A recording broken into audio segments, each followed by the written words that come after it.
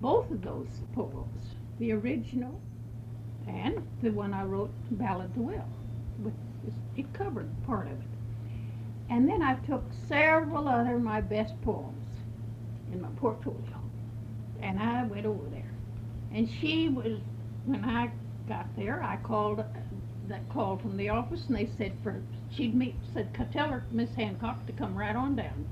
And she met me, come up to meet me to the door, and she read it, and she said, "Well, Miss Hancock, that is really good.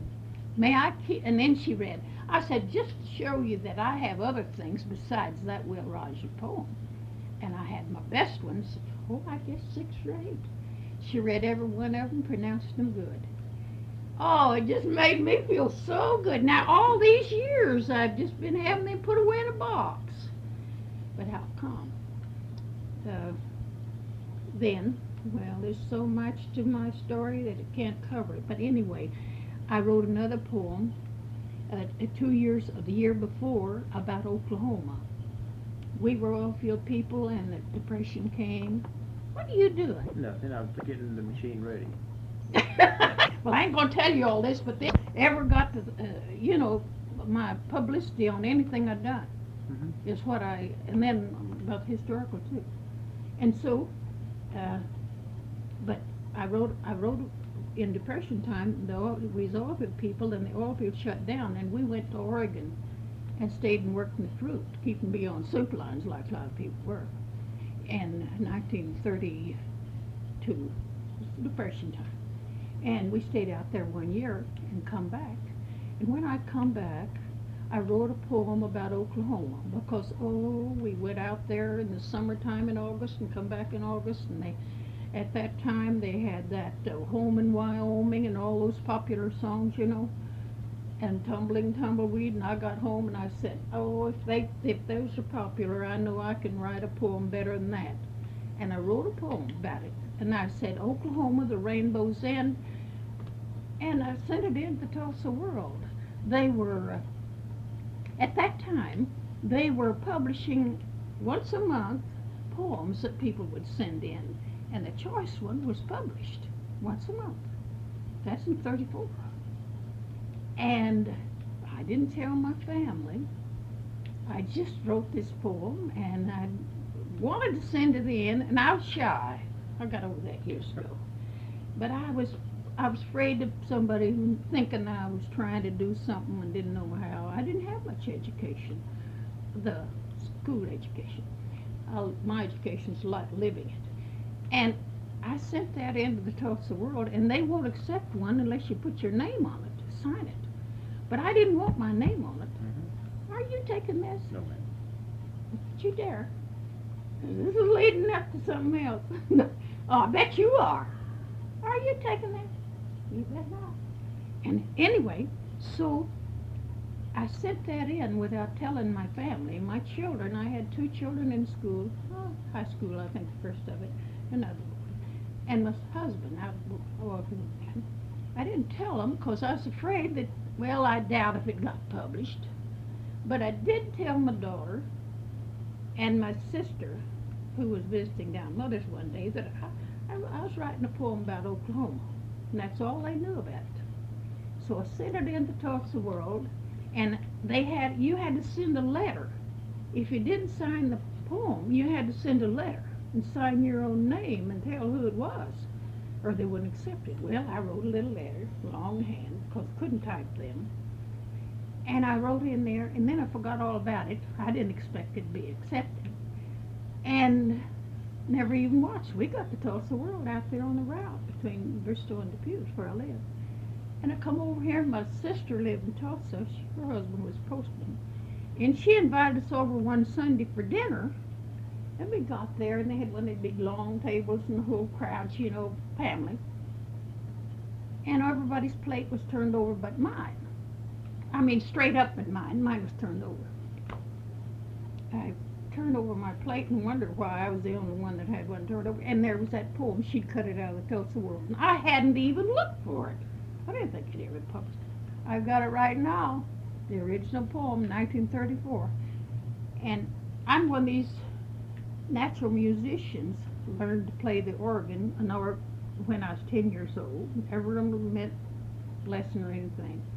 And then from then on, I learned to play music and just on my own, little poem, and then before I was married in 1916, I was playing for Sunday school and all this and that. Well, anyway, in 1934, I wrote the poem. 1935, I wrote that in about Will Rogers and I had one other too.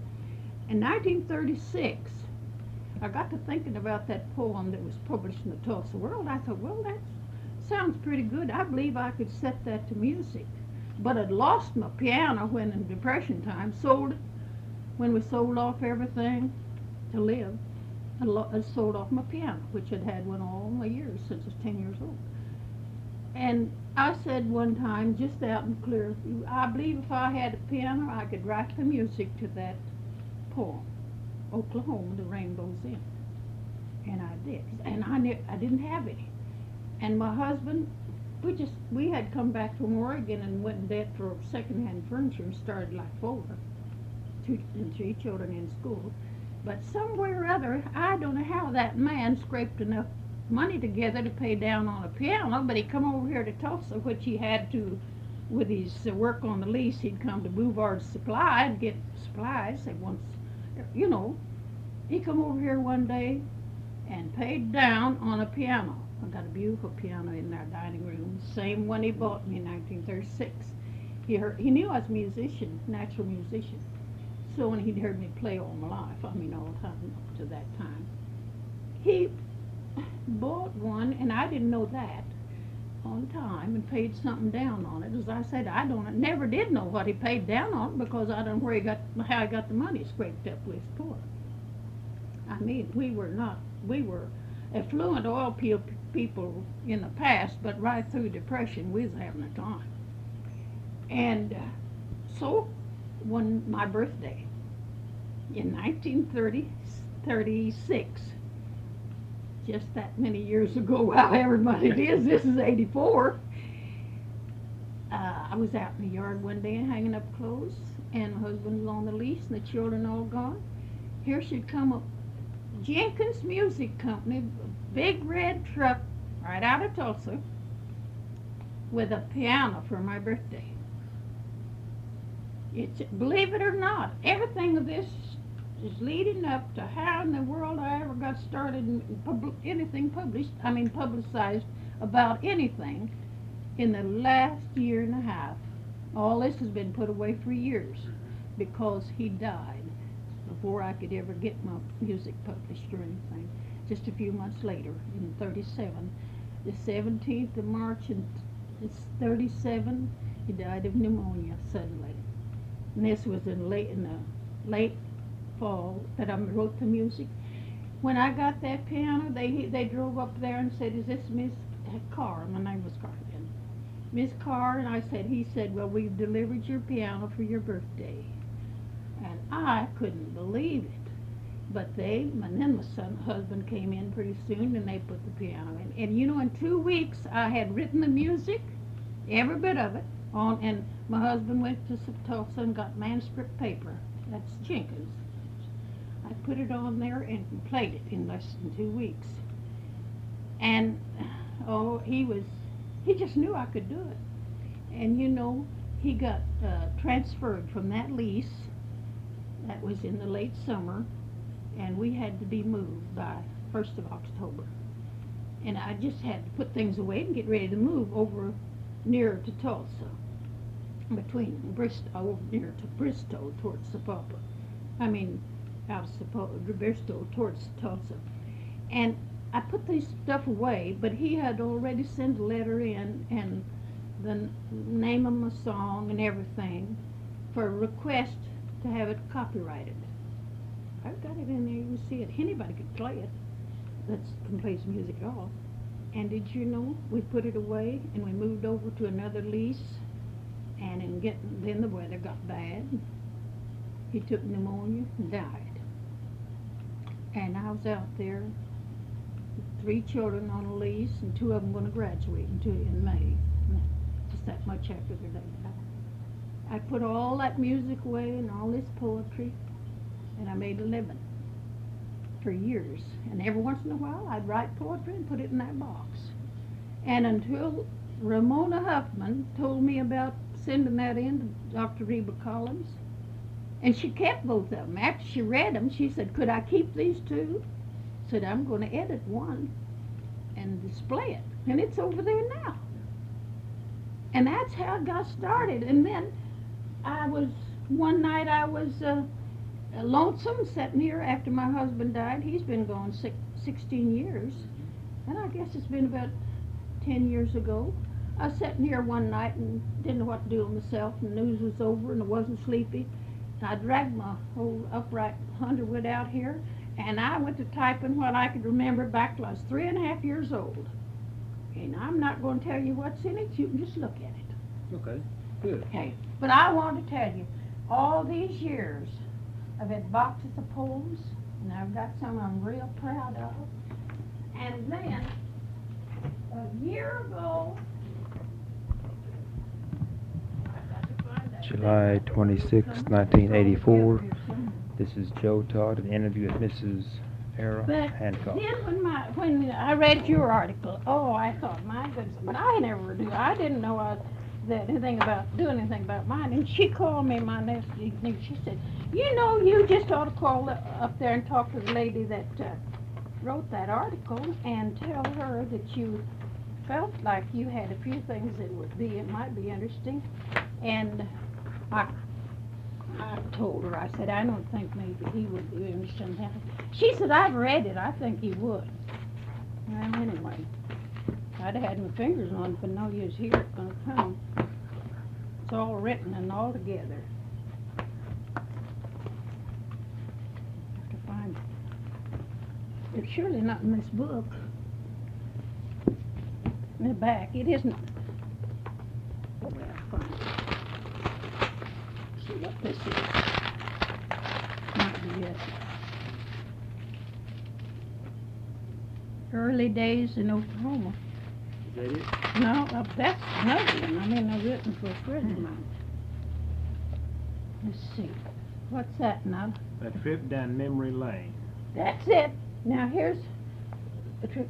No, that's one I wrote for Georgie Holbert, a friend of mine back that we've lived at Cleveland. Early days in Oklahoma. How does it start out? I have to have reading lessons. I was a Missourian by birth, but an Oklahoma. Yeah, uh-huh. Okay, Now, have we got this all split up? Right here, it goes with that. Oh, it goes here. Well, now, is that the same time?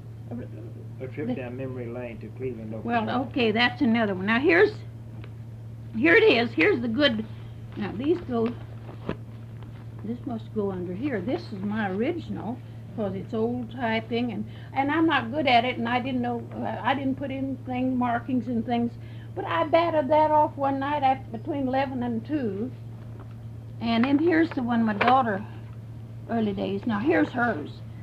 That's more readable, but she's got it, I believe, word for word like I have. Well, no, this is memory lane. Here's mine, I guess. Look, match them and see if it don't match. Yeah, this is. Okay. Well, now, I'm going to try to talk to you. I'm going to shut up and look at that. I'll turn the light on. What? Chestnut tree out here. Rick Toole from KOTV came out the 28th of June and took the chestnut tree on live national news. I've got the only big one, as big as a house down there. And this is off the record, too. Wait a minute. And he come out here then last summer and took that, and was on live news, and then he wanted to rent. I got a nice cottage down there. He wanted to rent that. People were going to move out in about 2 weeks.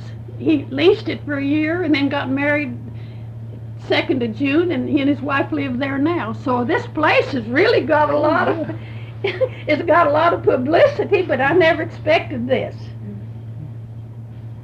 Well, this writing you did is very good. Well, that's what everybody said, but not very many people read it, just my family. And this was my nephew's wife. She's the one who called me. She said, Aunt Arrah, you've got some real good stuff in that. Well, that's what I was thinking one night, just by myself, lonesome. Sat there and typed that all up one night. Miss Hancock, where were you born? West Plains, Missouri. And when's your birthday? July the 24th, 1897. Who was your father? Joe R. Carr.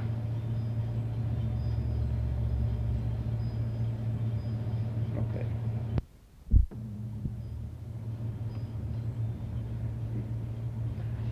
Who was your mother?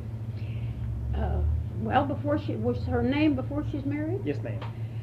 Louise Jane West. Where were your parents from? My mother was from Alabama and my father from Kentucky. And I couldn't tell you what place because I don't know. That's too far back. How come your family decided to come to Oklahoma? Because as I said in that story, my father worked in a men's dry goods clothing store, and they handled all woolen men's clothing back in those days. And he was head clerk there, and I visited years later back in West Plains when I was, I was 15. I went back there and I went into that store, and they said, even the people had still owned it, you know, the family, and they said the history of my father, he was the best clerk they ever had. But, you know, they kept the men's clothing, the pants stacked, you know, like they do, and in winter, when they weren't busy, they had to brush those clothing, you know, refold them, keep busy, and hanging them and folding them. And that lint from the clothing caused him to have lung trouble, and he had pneumonia real badly. And he got over that, and then his health went to deteriorating, and the doctors told him unless he got out of that store and quit breathing that lint off of those woolen clothing, he'd have TB. And of course there was lots of TB back in those days. And they said he would have to go out. The best place for him to do was to go out in the country and live on a farm or something. And that's what he did. And my mother and daddy had 2 children while he was working in the store, and they had a good home and quite, you know, they were doing fine. But when they went out on the farm south of West Plains, that's where I was born, in a little log cabin with a little lean-to. And Mother had gardens, and Daddy was not well, so he wasn't a very successful farmer on account of his health. And then, after trying farming out there, and I was just 16 months old, when they decided to come to Oklahoma, and they were influenced by my mother's sister, Mrs. Mitchell. They had come out in that first run, you know, and staked a claim over in what they call the Basin Country, just across from Keystone. And they were well settled by that time, because this was in '98, you know, that we came. I was born in July, and we came in November. And they met us at Frisco Station over in Sapulpa. And they had to drive across the river and drive over the hill across from Sand Springs, and in a big wagon. And the grass, Mother said, now, I can't remember the 16, but she tells me that they come after us and met us at Sapulpa, had the Frisco Station and the yards at that time. You know, it wasn't moved over here until years later. And they drove over there and met us and took us over to her house, and they had 2 big log houses, you know, with the breezeway between. A dog trot? Her sister, Yeah. Mrs. Mitchell. Yeah. And they had a same-size family that Mother did. I mean, the same amount of children. Mother had 3 girls, and I was the 3rd one. And they met us and took them to their house, and we stayed there. I don't know how long, but we told Daddy could get a house. A little log cabin was the first thing we got. And Mother tells me about that. And that part, that's what they tell me. But from then on, and here's the picture to show we were very affluent. I mean, we were nice educated family. Now, that's when I was 4. I was 3.5 years old at Christmas, and this was taken in the spring. That little fat girl's me. Now, that's what kind of people we were. And did you read about the dolls and me, then a story? That's the dolls. That's my sisters. That's how I say I've got proof about what kind of family. We were a nice family. But on account of Daddy's health, we was having a time. So we lived in a little cabin. Then when I can start to remember is the Christmas that we got the dolls. Now, What year was that? Huh? What year was was it? 1901, I think. Let's see. I was 16 months old in 98. So I was a year and a half old in 99. And 1900, I was 1901. I think I've got that on here. Yeah. Tell me about that Christmas. All right, Christmas that's of what I'll tell you 1901. about. All right. There was 3 of us, and my uncle, my mother's sister's husband, that lived at Cleveland, Oklahoma, at the time. He was already out here. He wasn't he wasn't homesteading or anything. He was living at Cleveland, Oklahoma, a little place then. But he was a salesman, district salesman for the Jenkins Music Company out of Chicago. And they sold Crown organs and Edison phonographs with the big horns and pianos and music, good pianos. And that was my mother's brother-in-law, Mr. Jim Poff. And he would come on his route, and visit us. So at Christmas time, he had been up to Chicago, to the headquarters of the music company. He brought every one of these 3 girls a doll. You see, I don't have any.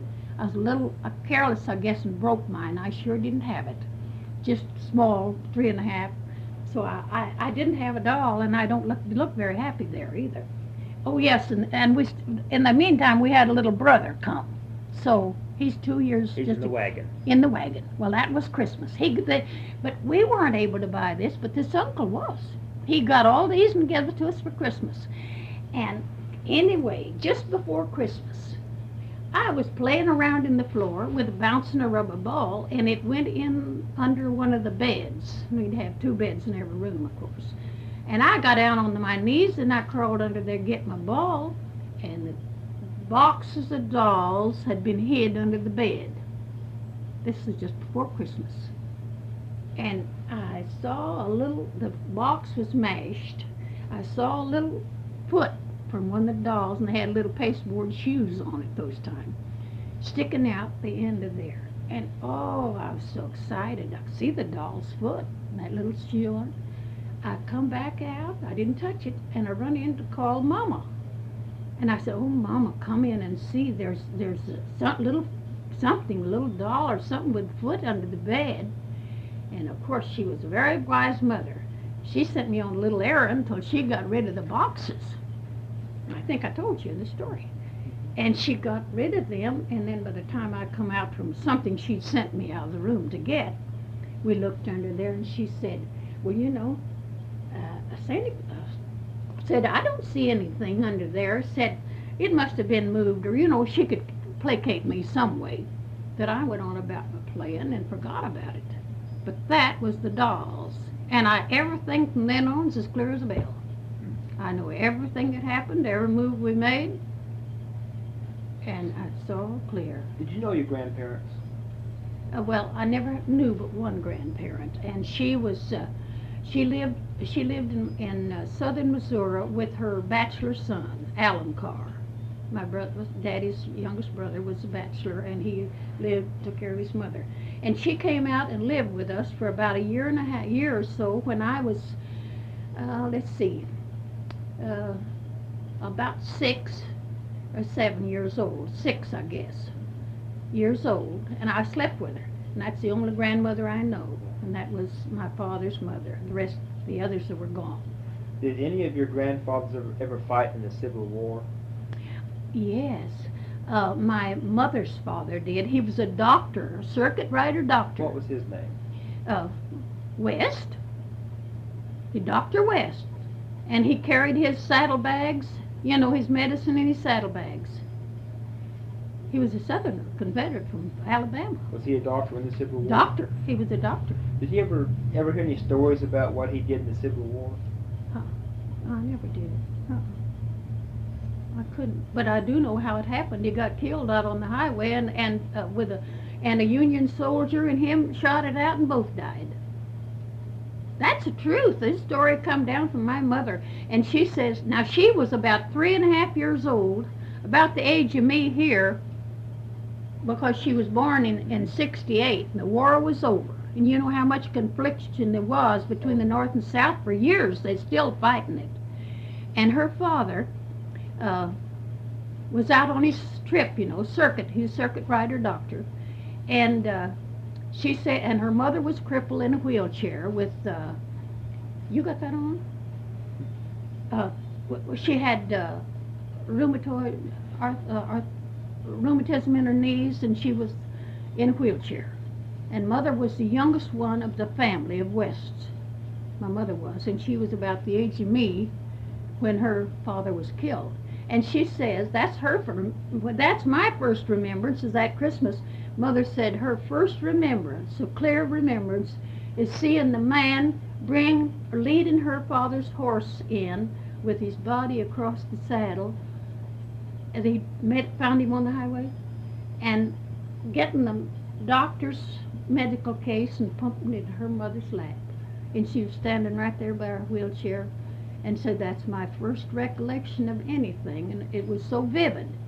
And then she could tell from then on that her mother knew about doctors and always doctored people, you know, with medical.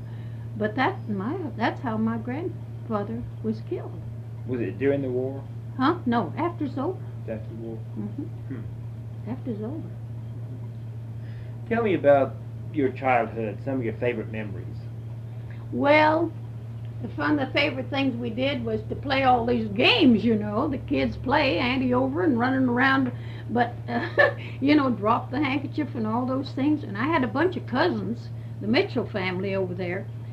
And the coincidence, every one of Mother's children, her sister had one just the same age, the same year. And Mother had my Aunt Jenny Mitchell had a pair of twins in the long hair. And Mother had a pair of twin boys just about 2 or 3 months later. And every one of us cousins had somebody in the other family about the same age. And of course we visited, and that was the ones that met us and you know, took us out to their house, and then we lived in different places. And then, as I said in my story, after moving out of that part of the country and that basin country, it makes a loop just like that. The river does. The river? It does. What river is that? Cimarron. Cimarron.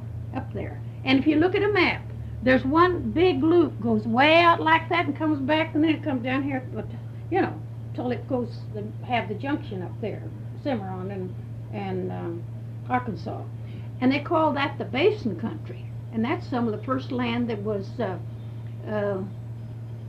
allotted, or whatever you call it, in the run. The first one was in 89 or 90 or somewhere along there. 89. Well, that's when they come out and stake their claim. And she lived over in there, and we stayed up in that part of the country for a while, and then we moved over to a place just across from the Keystone, where Keystone, across from Keystone, up on the hill, and it was called Appalachia. It sounds like we're back out east, but that's it. They was there, and that was just across from Keystone, and there was no bridge there at that time. I was a little girl, about 6 then, and had a little brother, 2 years younger. Well, I guess I was 5 and a half or something, because he wasn't 4. Yes, he was 4, and I was 6. We lived up there on the hill, and there was no bridge except a swinging bridge, way up high. Pedestrian bridge was swinging across there. And my dad worked over on the Keystone side for somebody. He never prospered very much because he wasn't well, but he always worked at something. And my little brother and I would carry his lunch over to him in a gallon bucket or something like that, and we'd cross that swinging bridge.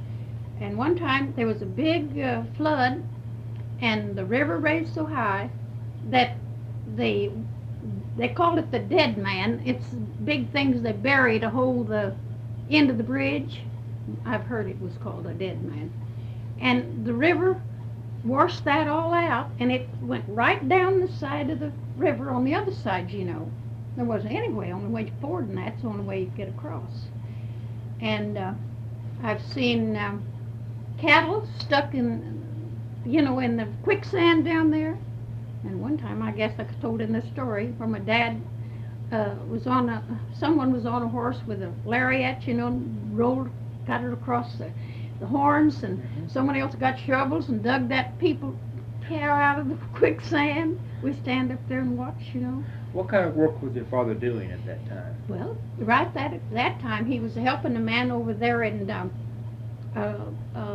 blacksmith shop, and then he had a little store up there for a while on the Appalachia side, and all there was there was two little false front stores. My daddy says one of them. I don't know whether he was running for somebody. I can't remember that. But they had two false front stores, grocery stores, and a blacksmith shop, which is very popular, and a big saloon. That was the best thing about it for most people, I guess. And a little tiny narrow post office. And we just got our mail once a week from Pawnee, brought in by Stagecoach to Keystone. And then they forded the river down there, because there was no bridge, and they come up a big old winding hill up there. And I can see it to this day. And that was our highlight of our week, was to watch the mail brought in. And they'd bring it up to that little post office once a week after they delivered it at Keystone, you know. And we'd be out there, everybody got out to watch, you know. Here come the Stagecoach, looked just like old Gunsmoke's with the two and the black snake whip, and they'd whip the horses. They had the three, I believe it was three, coming up that big old winding road up there once a week. What was the name of the town? Huh? Did the town have a name? Appalachia, they called it. Appalachia. Uh-huh. That's what they call the little old place. And there's a little old cemetery over there, a little across from the old Manfred.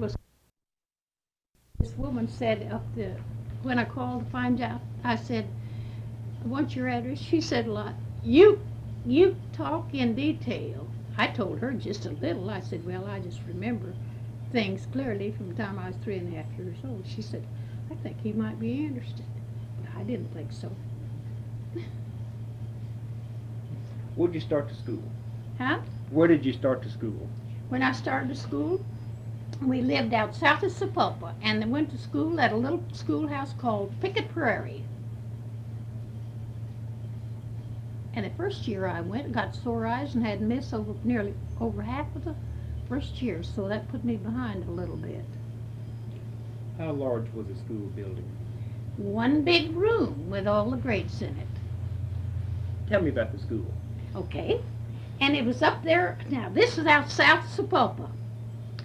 And it's up on a prairie, sure enough, wasn't a tree near it. And they called it the Pickett Prairie Schoolhouse. And did you know that there was confusion about which district that school was in, and it was close to the line, you know, of two districts? And they was having so much trouble and confusion about the men on the families on each side, that my father and all the men got together and took trees, you know, cut trees down and made rollers out of it, and moved the schoolhouse over into the district that they sure it belonged in one dark night.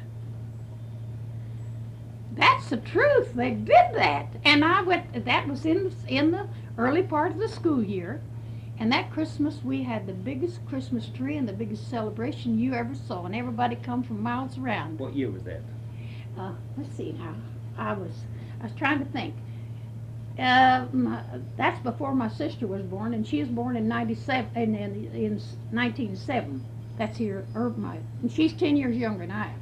So this was before that. and I was 10 years old, so I must have been about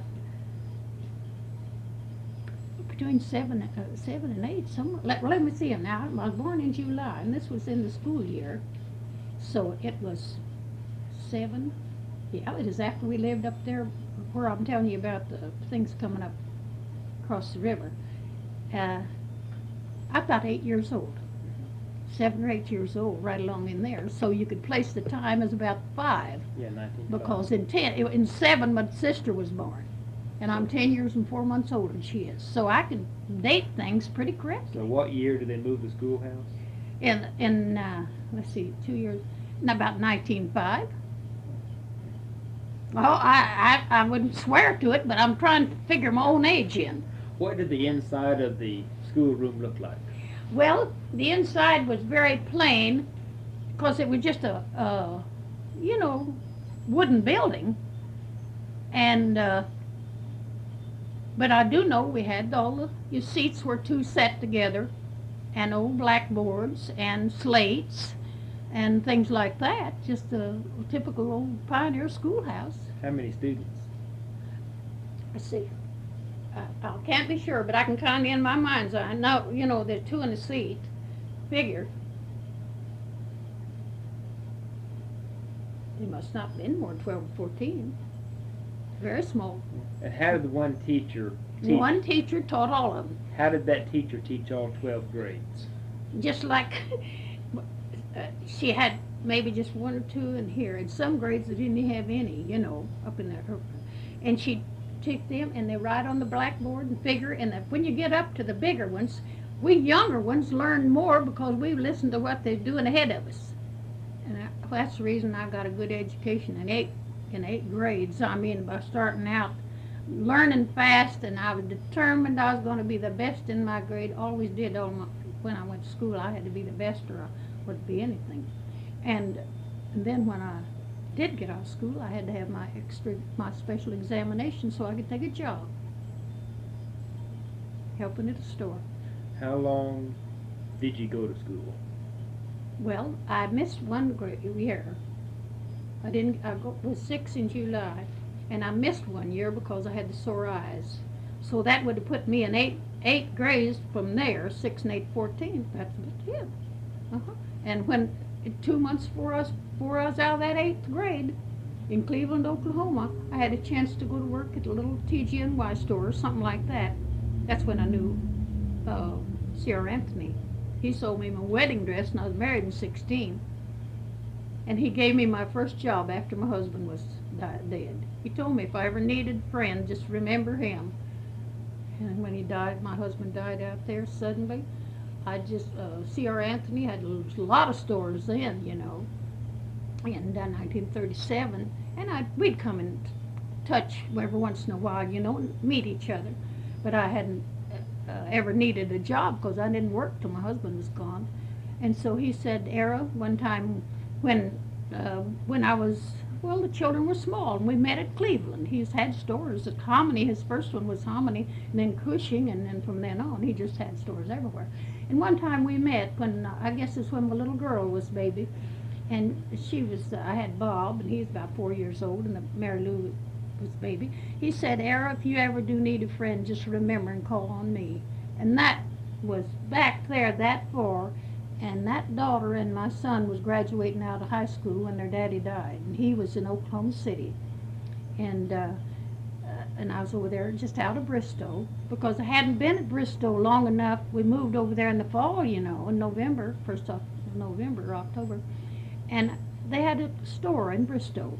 And I wasn't even acquainted in that store, no more than nothing, because busy out there getting settled in that oil field home.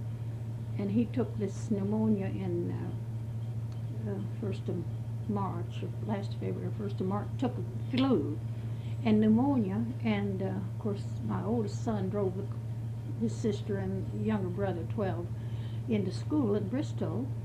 And there I was out there, and I just didn't know what to do. I'd never done anything in my life. I wanted to work in a store back there before I was married. And one time I just happened to think about what C.R. Anthony said. And he said, Arrah, if you ever need a friend, just call me. And I didn't call him. I had a phone, but out there in the oil field. But I wrote him a letter and told him about how it happened to spread suddenly, you know. He's an athlete, a boxer and everything. You know, sometimes these healthy ones, something hits them, they die quicker than anybody. And they didn't have antibiotics and things like that, you know, to save them from him. And I wrote and told CR, we always called him CR, even when I was young, before I was married. And I wrote to him, and he said, just go into Bristol to the store and tell them who you are and you got a job. That's just the first job I ever had. That was just like wonderful to have somebody do that. He didn't question me. Describe C.R. Anthony. What was he? What kind of man was C.R. Anthony? Huh? What kind of man was C.R. Anthony? Oh, he was a wonderful person, I thought. He was a good friend when I was up there working. Years so before I was married with his friends. And he sold me the material for my wedding dress, and my mother was a tailor. She could just make anything, and she made my wedding dress. And he gave me a Cupid doll and something else, when I was buying the material. And he was a grand guy. Where did you first meet him? There in Cleveland before I went to work, lived in Cleveland. He worked down there for J.P. Martin. I know Mr. Martin that run the mercantile store right on the corner of Main Street. That's everybody knows that was ever up there. And I worked for B.D. Carson right in the middle of the block, close to the drugstore. And that's where I worked until I married, the 10th of January, 1916. And the funny part was, Mr. and Mrs. B.D. Carson was an old, sweet, gray-haired couple. And they had just two clerks. My best friend, Georgie, what's her name before she married? Hayes, and we was the only two clerks they had. And I married the 10th of January, and she married the 3rd of March, same year. And they were the only two that had been working there for quite some time, And Mr. Carson said, when he was before Christmas, when he's giving us the Christmas gifts, he said, well, I'll tell you, when you girls are gone, I'm going to advertise, and I'm going to hire an ugly old maid, because I'm not running a matrimonial bureau around here. And sure enough, it did. First time I went up there after I was married and went back to visit Mother. She lived there. He had a homely old maid, and she stayed with him till they went out of business. That's the truth. There's lots of things. It just seems like it just ties in. I've had more experiences in my life. I said, even out in the country one time, I had to milk some goats. My son, Bob, was 13, and some neighbor out in the oil field they had some goats. And we had a cow. No, he had a pony. So they want to go on vacation one time, early fall. This is not on this, is it? Well, anyway, it's off the record. And they asked Bob if he'd milk the goats for him while he's gone. Lordy, I never milked a goat in my life. He didn't either, but he could milk a cow. He told him yes. Well, they went on their vacation. It was in early September, and this rain set in. And Bob couldn't milk the goats, and I had to learn to milk goats. So I said I've done everything, even to milking goats. Honestly, I have the most varied things that happened in my life of anybody. Why did Mr. Anthony decide to open his doors? Well, you see, I was married and gone. I don't know, because you see, I married the 10th of January, and he didn't own a store. But I went to Sapulpa. My husband was working in R.T. Shearer's first-class grocery there on the corner of Dewey and Maple. And we were there until he went into the oil field in the oil field south of Cleveland. And in that meantime, he had bought his first store at Hominy, Oklahoma. But I wasn't there to know just why he did, but he had so much experience at buying and selling for this J.P. Martin's mercantile. He was certainly qualified. He was a buyer for Mr. Martin then? He was a buyer, and he was a head clerk. He was just everything. And Mr. J.P. Martin, that was his name. He just depended on him for everything. As I said, I bought mine. So what was his main job with Mr. Martin again, Mr. Anthony? He was buyer and head clerk. Mm-hmm. And as far as I know, there wasn't anybody in the store but him and Mr. Martin and one extra man. They handled everything. Men's clothes, women's coats, yard goods, everything. It's called a mercantile in those days. You just buy everything there. And I worked in a store that was like a TG&Y. It up front, it was right in the middle of the block, and it was. Was this in Cleveland? Yeah. He worked down here on the corner. I worked in the middle of the block up here. And that was 1914, 15, because I was married in 16. And this was just one big room. It was as wide as my house, I guess. And in the middle, right, you first come in, it's on the north side of the street, I know. You come in, and he had a bench along there for his customers. You know, people drive in from the country, sit along here. And over in the middle then was glass showcases where they had the candies and fine candies and all in those showcases. And then over on one wall was laces and ribbons and everything. Oh, people trimmed in ribbons and lace so much. Girls wear the ribbon in the hair. Over on the other wall was fine china. He handled the best of everything. And he went to Marshall Fields every fall on a buying trip for Marshall Fields. And then as you worked back, he had all these fine stuff up here in front. And then as you went back, you got,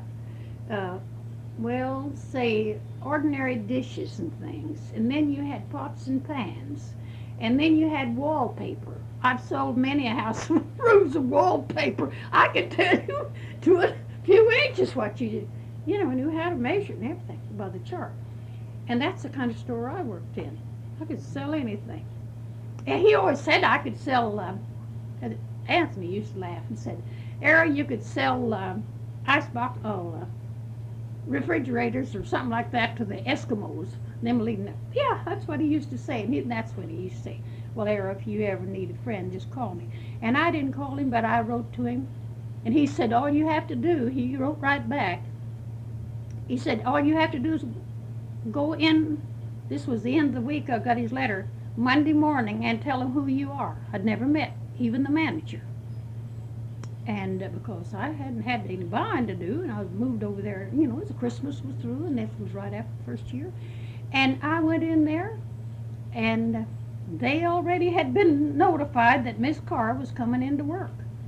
I didn't even know how to write up one of those big old tickets like them. They had the money going up on these old pull things, And I had to have a lot of explanation how to even go to work, but they didn't mind it a bit.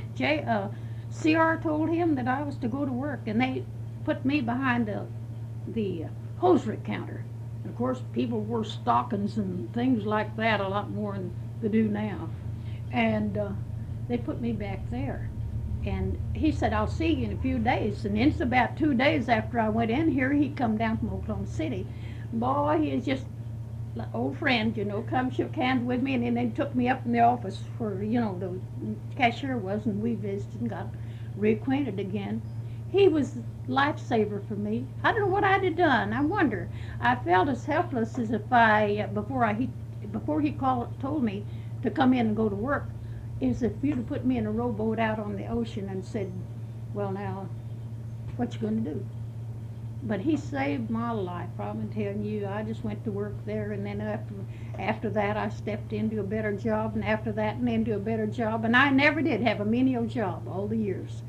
And with what education I had, I was put into, from that working into that store, I worked in as head clerk in a brand new ladies exclusive shop next. Mrs. Gita's Jewish couple. Mm-hmm. Was that in Bristol? Bristol. Mm-hmm. I was head clerk there and got a picture of the opening and flower arrangements and everything. And my children, they were nice. We were a nice family, and Mr. Black was superintendent, and his wife, Mrs. Black, was registrar. And she liked Bob and Mary Lou, and she knew their daddy died, just 2 months before they graduated. So she wanted to do something for me, and I was working for about $1 a day, up there at the store. And then when the WPA had the hot lunch programs, oh, you're so young, you don't know much. You don't know about this. I'm so far ahead of you, you don't know what I'm talking about. the WPA work program. You've heard of it. Yes, ma'am. Okay. They was starting up this hot lunch project. You've heard that. I guess we never knew of it, but you heard of it.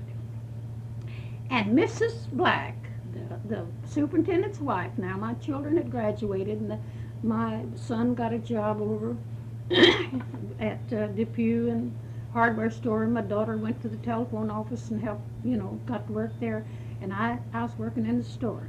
But she knew that I needed a better job. So when Cy Covey was our district man out of, a representative out of Oklahoma City with headquarters for this WPA work down to Okmulgee. And of course, he wanted her to recommend people for the jobs. And she recommended Mrs. Deck there in Bristol for superintendent of that. And she recommended me for the timekeeper. And I tell you, when I worked in the store, I was always good in math. I didn't have just common school education. And all I worked in was the store before I was married. And then these other jobs in the store. And she recommended me for a timekeeper for that whole Creek County. That included Sapulpa and all the country schools and everything. And this superintendent would have to, and our commissioners, like these crooked ones we're having, they were supposed to have all this food for the WPA hot lunches. And of course, I bet you there's a lot of graft in that too. But anyway, this superintendent, she had a car and her husband was ill and she couldn't drive. She never did learn to drive. I had a car, and they hired her as superintendent and me as timekeeper, and I drove her car because she couldn't drive, and we had to go to these schools every 2 weeks. We'd take the time cards out for the cooks, and she'd have to go over to the county commissioner's office and get the groceries, cheese and all these things that they furnish school. And I'd have to go and take new time cards, pick up the old time cards, take the new ones with their names, and then they filled out the hours. I was working there in the store when Mrs. Black recommended me for that job. I said, "Do you think I can do it?" She said she didn't know much about my education, and I sure didn't tell her. But she knew I worked in the store, and she knew she liked my children. And so she said, "Well, I'm going to have Mr. Covey," that was the district man over all this stuff, "come out and talk to you." So he came out one afternoon. I must have come on Sunday because I worked on Saturday for pennies to make an extra $1 or $2 after working 5 days. Working down there and anyway, he came out one time and interviewed me, and he didn't tell me that I had a big old payroll to type. 3 copies on a wide typewriter, and I didn't type. But did you know I took that job and I didn't get fired? I say, if you want to do anything bad enough, you can do it. And I knew how to play the piano, of course, all the years. And of course, my husband is gone. But my daughter, she was in school, and she's come home that evening, and I said, they called me from Okmulgee in August and said, "Well, Miss Carr, you've been appointed timekeeper for Creek County's hot school lunch. Miss Deck, superintendent." And said, "You'll have to set up the payroll, and you type." And I said, "Yes." I said, "Lied, I never typed in my life." But my children had an old upright Underwood, and they both took typing at school. I went home that night, and I thought, well, I sure didn't stutter. I just told them yes.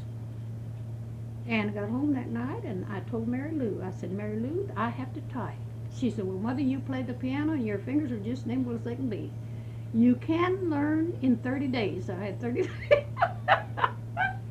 You can. Well, you see what I done without any education. I said, well, I can do whatever if I want to.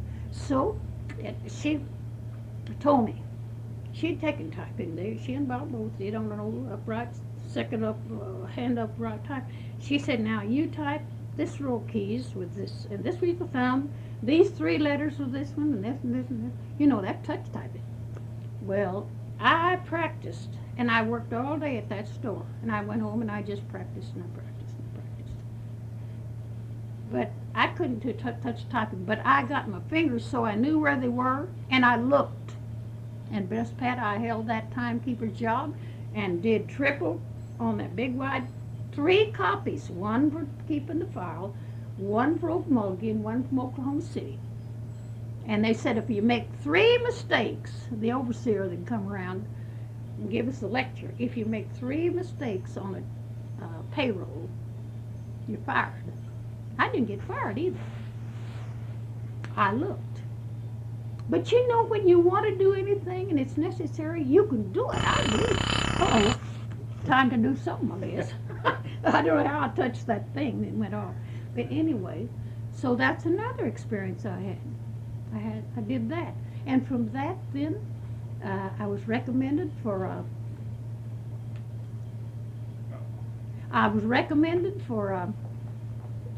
assistant bookkeeper for a wholesale house. I did that till I come to Tulsa. Wholesale house burned down, and just cause somebody recommended me, I took that job, and I didn't know how to do posting, and this lady, owner of it, she said, my son can teach you.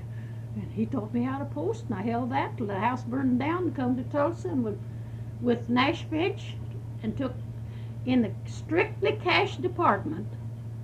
I handled all the money in the last of the wartime when you had all the ration points and everything to keep track of, as well as the money, and no credit whatever in my department.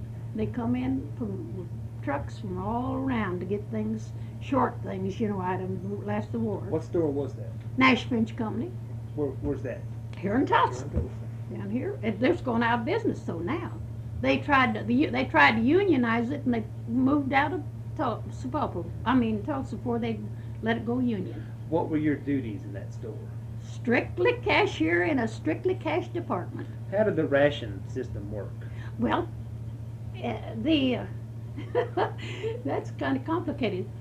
Each grocery store had a certain amount of sugar ration points. They call them points.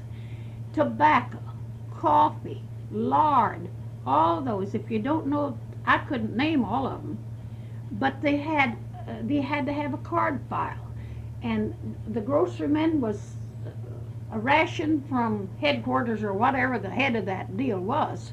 They could only pick up that many points or that many pounds or dollars worth of anything down there at Nash Finch Wholesale.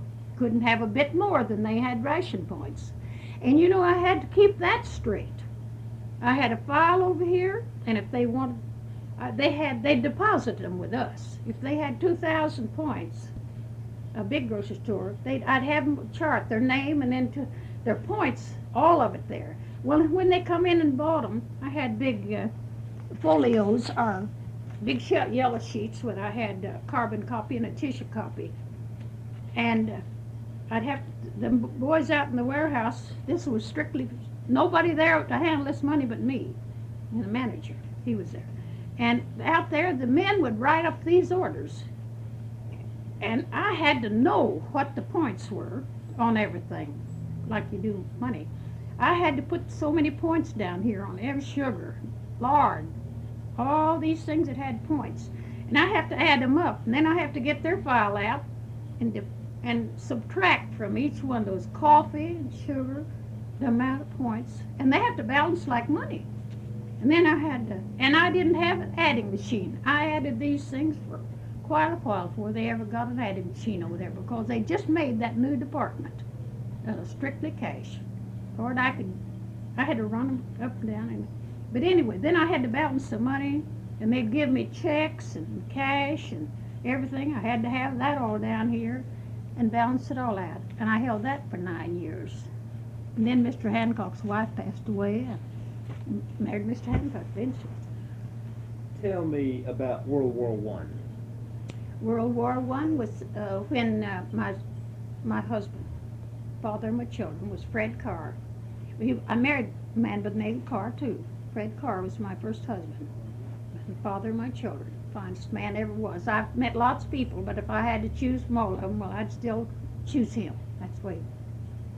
Anyway, we lived south of Cleveland on a lease. And my oldest son was 2 years and a half old. Just see, I was married in 16, and he was born that same year in October. So this was, well, you know, the war was going on in 17, was closed in 18, over in 18. Well, my husband was drafted that last year and was ready to go. Had already gone in, you know, and been examined and everything, and it was he and my brother-in-law were both going to be called to go to service. And the 11th of November, armistice was signed. Tell me about that day. What'd you do on that day? I was out on the lease. I couldn't tell what, they had celebrations in town, but I was out on the lease, so I wasn't part of it. But there was, we heard about it, and a lot of people, you know, that were at some of the towns, they said everybody just went wild and just threw things in the air and danced in the streets and everything. But I was out on a lease, so I didn't have. What kind of lease was it? Oh, a lease, but I don't know the name of the lease, but it's out about 7 miles south of Cleveland. But my brother-in-law worked for one company over here, and right across this section line was another company. They had so many little companies. Did your husband work for the oil company? Yeah. What did he do for the company? Huh? What did your husband do on the oil lease? Oh, he took care of the oil into the battery of tanks and things up there. He was just working on a lease, doing everything. And they had rigs up. They had the wooden rigs all over the field, and a tornado come and laid every one of them flat, just like 10 pins. And we had a new house they built a new house when we went out there. They built a 2-room house with a lean-to, you know, on the back, you call it a kitchen, and then a porch out there in that corner, you know, and a nice porch along that's north side. And the tornado hit and took the front porch and turned it, laid off, and just blowed it plumb over the top of our house, and it went down on the back side, and you couldn't get on the back porch, and tore the board off of where the porch was nailed onto the bedroom. Mm-hmm. Tore that big slab out, and I was in there holding Bob. He's about 2 years old. And I was going to run out the door. It was just pouring down rain. I was scared to death. And my husband grabbed me. And I was holding my little son. He grabbed me and held me, and I holding the baby. He said, "You can't go out in there." And he held me. But I thought the whole house was going away. And every tree, they all had wooden rigs, those. They laid just as flat as 10 pins all over that field. Not only where he was working, but over on the next one. And I had to cook and cook for the boarders that come out there and build those rigs. As young as I was. You ever watch them drill the oil wells? Huh? Ever watch them drill the oil wells? Oh, yes, and I've seen the tanks explode, you know. The big oil tanks, they'd have a fire, lightning had struck it, and I've seen them just go up and smoke like that.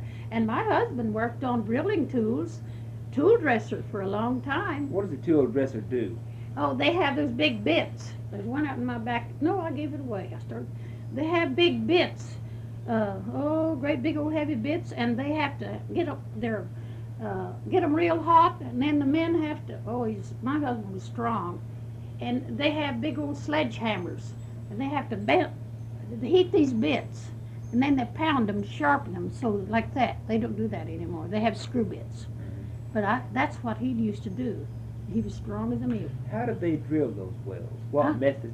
How did they drill those wells? What method, you know, with the old wooden derricks? Well, the things went up and down. You know, the bit had to be up on I don't know, can't explain it. But anyway. But they would raise a bit up and then just drop it down the hole? Yeah, Yeah. And then they had to crank them out, do certain things, you know, and to draw them up, and then you had to sharpen them again. There's nothing like that is now, but that was the old wooden, back there in those days, and it was all wooden derricks. But one of the funniest things that happened when I was a child was when I lived out south of Sapulpa, at that place about when I went to school out there. No, this was in 1907, the year my sister was born, but it's in the summer before she's born. In I know exactly what year it was, the year of statehood too. My father, my husband, my father was working over in the Glenpool, Kiefer and Glenpool. That's where they had a lot of those.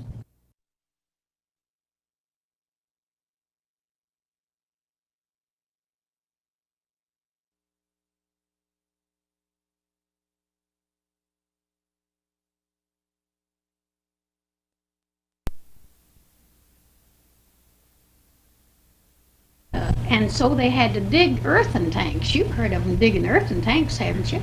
And they digged it out and pile up the dirt all around till they had big old places. And he was driving teams, usually mules, helping scoop out that dirt. That's what the job he was doing then, at that year. And Mother, we had a spring wagon, and Mother would raise vegetables. And she went over there sometimes, and she'd take some of the vegetables over there to a cafe when she had shopping to do, and over to this restaurant. And she'd take one of us, we girls, the three of us, and I was the youngest of the three. She'd take one with her each time, and the rest of us stay home, you know. And so one time it's my turn to go with her, and I went over there, and it just rained and rained and rained before we got there. And when we did, it's in that story too. There was a great big wagon with 6 oxen to it, 3 pairs of oxen stuck in the main street of Kiefer. Now I saw that with my own eyes. Stuck in the main street. The main street of Kiefer, because it was just loblolly, and Kiefer was just a little old false front thing here, and a little boardwalk way up over the muddy street. Little boardwalk was all there was on each side of the street, and the street was quite wide, and just a mud loblolly, because it just rained and rained, and they had the hauling pipe through there, you know, oil field pipe, these big ones, and pulled. Now usually they used mule teams, but this man had 3 pair of oxen. That was 1907 in the early spring when it was raining, and they were stuck right out in Main Street. Well, Mother and I, of course, that's something new. She'd seen oxen lots of times, years before. I never had. We watched them try their best to get that out. They couldn't, and when we left, they still stuck right there in Main Street. But we stayed up there on this boardwalk. You had to go forever before you could ever get across to another side. That was Kiefer. Now, just think that's just right out the edge of Sapulpa. What did downtown Kiefer look like? What did the town look like? Then or now? Then. Then? Why, it's a very sparkling. Well, there was lots of tents. Well, Lord, the round out with tent, people just come and live in tents all, because that was so new, and people come in from Pennsylvania, those old drillers, you know, oil field people. They lived in all kind of shacks and tents, and there, of course, on each side of the street was those little false front buildings, and shops of all kind of getting, you know, like way back there in pioneer days. You see them in all the pictures, like little old Tulsa town. Sapulpa was a nice place before Tulsa ever got started. When I was married in '16, the Roundhouse and Gar Harvey House and everything was flourishing over in Sapulpa. What's the Harvey House? That's Frisco place, like a big restaurant, and oh boy, if anyone wanted to be entertained that come to Sapulpa, and it had a big arch over the entrance from the street that go down into there, and let's see what it is called Oil City then, not oil capital of the world, but it was a big old arch. And I know when I married Fred Carr and went over there, we go down there. We couldn't afford to go down there and have dinners or anything, but you go down there, you know, once in a while, and you get a sandwich or a cup of coffee, and it's famous for the Frisco Harvey House coffee. But if anyone came and wanted to be entertained, people took them to the Harvey House. You've heard of Harvey House coffee and Harvey House business. Well, it was the head of the Frisco, and they had all the yards, all of the roundhouse and everything was over at Sapulpa at that time. And it would have been, Sapulpa could have had, if they'd, the Frisco people wanted Sapulpa, which was the young city at the time, to give them free where the golf course is there, out west of Sapulpa going toward Bristol. It was a nice level place down in there, and they wanted that. Well, I don't know whether they wanted to lease it or give it to them or what, but Sapulpa was tight-fisted and wouldn't have nothing to do with it, and they just took everything away from Sapulpa and brought it over to West Tulsa. Now, I know when that happened. Well, what year was that? When did that happen? Well, let's see. I was down in Northfield. I believe I better not try to pinpoint that year because I'm not sure, but I know it was over there when I was married, and after I was married, I moved around so many places and down around Seminole and Earlsboro and everywhere. I'm not sure what year they moved it over there. Of course, Tulsa history will tell you. But I can't remember what year it was, but that was all over there. And Sapulpa was a nice, thriving town. But boy, did it go down after that was brought to Sapulpa. I mean, to Tulsa. The camp house you lived in, The what? the camp house there at Kiefer?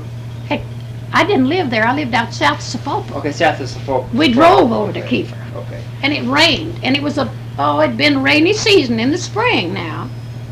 Because Mother had some early garden and more than we could use, and she took it over to a lady at a restaurant, and then we'd do our shopping, whatever we needed. And Dad was working over there. What did the inside of that house look like, south of Sapulpa? South of Sapulpa?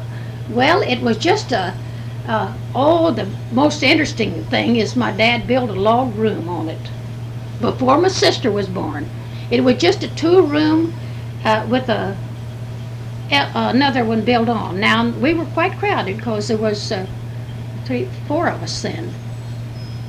And, yeah, there was, And so, in the summer before Herbal was born, the 20th of November, well, he had rented that place. It was called the Everett Place. And I don't know only that it was had leased it. My dad moved a lot because he wasn't well and he couldn't hold lots of jobs because what he did was the kind of job he couldn't get back into. He just had to do something outside. Well, anyway, Mother was expecting that in November. Well, I know in that early summer that he hired a man, and he was from not Yugoslavia, but some of those foreign countries over there. Was it not Yugoslavia? Can't think of it. It's one of them's been taken over by Germany since World War I. Well, anyway, this man was from there, and his name was Emil Stoltz. I'll never forget it. Now, see, clear as a bell, that man's name was Emil Stoltz, and he had a big A accordion and could play it. But he was a worker that he worked for people. Daddy hired him. I don't know how, but he did. And they went down on a lower part of that rented place and cut down logs. Well, this big around. Okay. Nice straight logs. 2 feet Enough to high. build a big room on this house before my sister was born. That's the room she was born in. And they worked for weeks. And then they had a mule team, and they brought those things up here and laid them where the house was going to be set. And that room, I know, was as big, as long as my house is wide. My room is wide, and about as big as from the edge of the TV to where you're sitting. Just one great big About room. 10 by 12 feet. something Yes, sir. like that. And you know, they broke those logs up there, and they laid them, where they, so when they had a log rolling, you put them up. You've heard of log rollings. Well, I've seen them. Okay, describe a log roll. Huh? Describe one. Describe one. Well, the log roll, when after they got the logs up there, by hauling them up, this man and Daddy. And then when it was ready to raise it, to start it, they made the foundation too. They put a foundation. And when they had the log rolling, they invited all the men in the community. That's out there when the men was moving that house over across the section line. That's where it was. That's where we lived. And the men, they all come to our house on a certain day.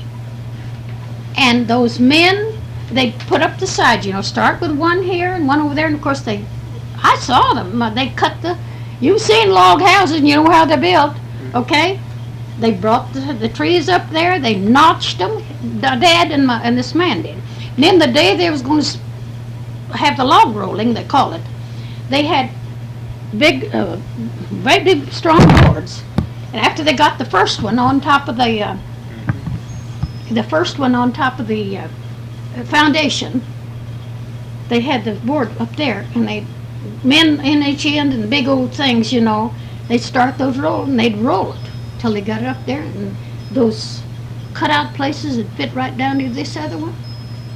Well, and those men made the sides. Now that they just kept on till they got them all up. And the women came in with baskets of food, and they took the sawhorses, you know, and put boards over them. Had the biggest dinner you ever saw. Fed all those men. And then after they got the sides up, then the next time they come, they put the roof on, and they made the clapboards. Now my dad and his man made the clapboard, seal it, clapboard, that's what they call it. And kind of that thick on one side and cut it down. And they made that for the roof. And then the part of the men, they come and crew, you know, and they put the roof on. And then all you have to do is get the this mortar, they mix up cement and stuff, put the chinking in. That's how they finished up. They don't have siding or anything. They put chinking in there between those logs. And my sister, right here in Tulsa, she's here. We're the only ones living now. She was born in that house. Big log built onto that house. She was born just 4 days after statehood. Tell me about Statehood Day. Statehood? Well, that was the year of statehood, and all these things were happening. The oil field down there, you know, Kiefer and booming. Was there a big celebration on Statehood Day? Oh, yes, but you see, I live out in the country, and you don't take part in it. All you can do is know what's going on, and some people come by in a wagon and tell us, you know, what all that's going on in the town. I wasn't in there. But one thing happened when we was when my sister was about a year and a half old, at least a year later, the Ringling Brothers Circus came to Sapulpa. And we lived out there in the country, and they had a big barn, this place, a great big barn. And the Ringling Brothers, the advance man that was advertising, come out and told Daddy if he'd let him put the glue those big old signs, you know, on the side of the barn, our big old barn, that we'd all get complimentary tickets to come into the circus. Now that was when, let's see, what year was that? That's when my baby sister was about a year and a half old. She was born in 7, so that'd have been 8 or 9, somewhere along there. And we drove into that circus, and of course, you know how kids that time going to see a circus was out of this world. And of course, all those big old, those things on the side of the barn had all the big lions and tigers and everything on it, you know, the pictures of them. We were so excited. Well, that was my first going to a circus. Tell me about the circus. What do you remember? My, it's just it was so wonderful that we thought we was in fairyland, and all those horses and the girls, you know, acrobats and it's 3 rings now. There was 3 rings. It wasn't Barnum and Bailey. It was just the Ringling Brothers then, because Barnum bought in later, and we couldn't see it all at once, you know. 3-ring circus. There was the trapeze artists and the ones that the horses are going around and the girls on them, and over here the animals, something else. It was just absolutely, the words can't describe it, what it be to a child. It's just out of this world. How often did the circus come to town? I don't know. That's the only time we went to it that time, and I don't remember. What'd you do for recreation as a kid besides play games? Well, we'd go to the schoolhouse. Sometimes they had entertainments, and we went to Sunday school. We walked, I guess, 3 miles to Sunday school. We didn't think anything about walking 3 or 5 miles in those days. We walked 3 miles. We'd go to Sunday school, and sometimes then we'd go home with somebody, you know, some of the kids would, and we'd kind of make a party of it. And on Sunday, if it was our turn, we'd bring the preacher home and have big dinner at our house, and there's always chicken or something. And I said, we've always laughed and said, the preacher and all, whoever was there, they got all the good part, and the kids, whoever's left over, they got, there's always been joking about that. But I can't remember of Auntie over and a few of those games with kids get together and play ball, one old cat, my first bat or something, and Auntie over where they throw the ball and run around the house and hide and go seek and drop the handkerchief and all those things for kids, little kids. What kind of dresses did you wear? Huh? What kind of dresses did you wear as a little girl?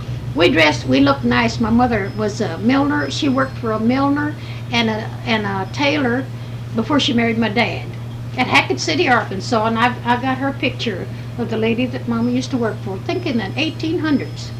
I've got that old picture. And Mother could just take anything, and she dressed us girls pretty. Because she knew anything she made, it was pretty because she knew how to sew, and we had nice clothes. We always was.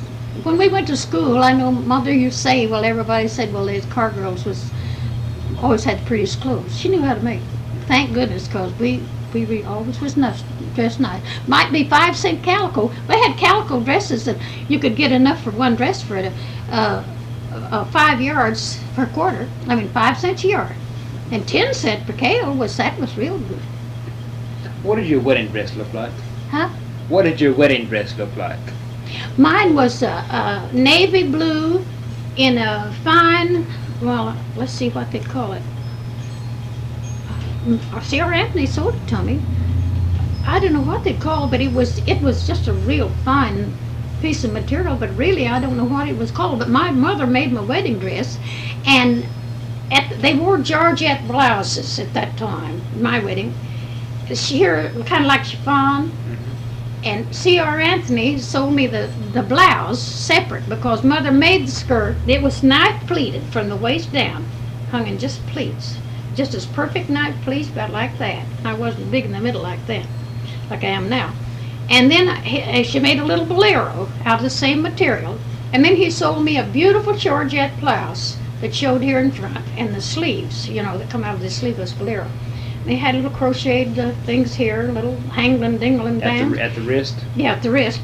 That cost $5, and I was making $1 a day, so that cost 5 days' work to buy that one blouse. Wonder what it'd be now. I paid $5 for that blouse. My mother made the bolero and the dress. But it was a lovely material in navy blue. Tell me about the Depression, 1930s. How did that affect you and your family? Oh my! When the Depression hit, my husband was, at that time, was engineer at a big the gasoline plant down in number 12 gasoline, Amarada gasoline plant for Amarada Oil Company down out of Earlsboro, Oklahoma in 1930, I guess it was. 29's when the thing broke. What things went to happening. And then they prorated the oil men and just let them, they'd work 3 days and then they had to be off so somebody else could work 3 days. And we were buying stock in it, like to do nowadays. If part of your salary was, you put in so much of it, they hold out and then they match it. But we had done that. And he was an engineer at that big number 12 gasoline plant just out of Earlsboro at that time. And then after they got through prorating and they just shut it all down except the guards, and then we didn't have anything on. And we had to sell our stock because it started going down, Well, it started to go down, so my husband cashed it in, and he always wanted to farm. So this is another angle of experience. He went up in southern Missouri, cashed in what we had, went up in southern Missouri, just south of West Plains, where he was from, I was from, years when I was a baby I was from there, and bought an old farm down not many miles from the Arkansas line, southwest Plains, because it's in southern county, Howell County. And we was there just 18 months, and we lost everything we had but the kids and the car, because the cream went down. He bought cows and chickens, and eggs went down 5 cents a dozen. cream went down from 32 cents a pound to 8, I believe it is 11 cents. Cream, when you separated it. Feed was high. Yeah, cows to feed.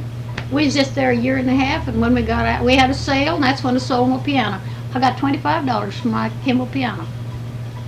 What'd you do then after the sale? Got piled in the car and went out west and worked in the fruit a year and come back.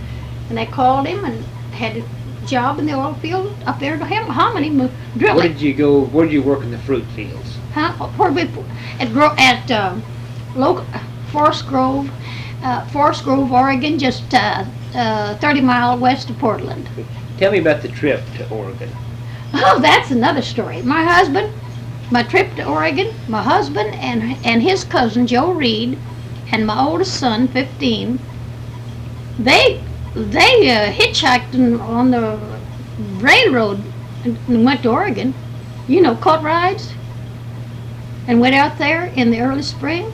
And then I owned a car, but Mrs. Reed, Joe Reed, was Fred's cousin, and Bob, my son Bob, was about 15 years old. And Fred and Bob and his cousin Joe Reed, they caught rides, and sometimes on trains, sometimes hitchhiked out there. They had little money, but they saved it. But they got out there and they got them jobs. My husband got a job as overseer of a strawberry patch. That would have been the early spring, or early summer. And Joe Reed got a job something else, and Bob got a job with a dairyman. And then the 1st of August, I owned the car, and I had it serviced every way by a good mechanic that Fred knew. And Mrs. Joe Reed and her adopted son, 9 years old, my son Charlie, the one who's here today, he was 8 years old, and my daughter, 4 years older. She's 12. She and Mrs. Reed and I, Mrs. Reed and Mary Lou and I, and the 2 little boys, 8 and 9, we started out in my car, a Pontiac, 28 Pontiac, and we drove to Oregon. None of us ever been out there.